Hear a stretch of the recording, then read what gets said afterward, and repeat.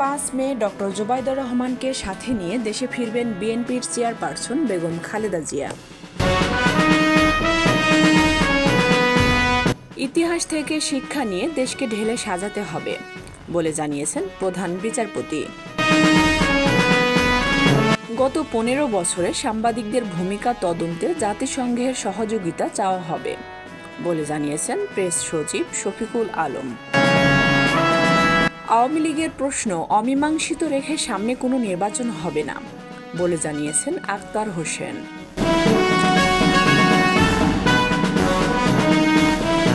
আওয়ামী লীগ রাজনৈতিক ভিত্তি হারিয়েছে, দ্রুত নিবন্ধন বাতিলের দাবি নাহিদ ইসলামের।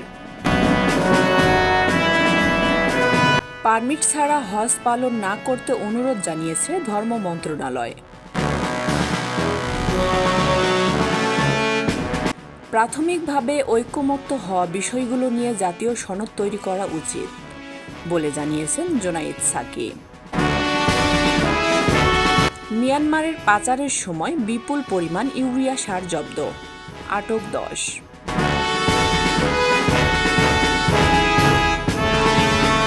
চট্টগ্রামে স্বেচ্ছাশ্রমে খাল খনন করছে নগর বিএনপি।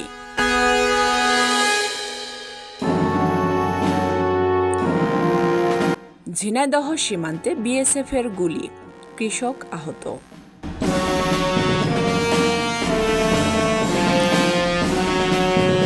গাজীপুরে ডিবি পরিচয়ে ছিনতাইয়ের ঘটনায় গ্রেপ্তার 4, 22.5 লক্ষ টাকা উদ্ধার।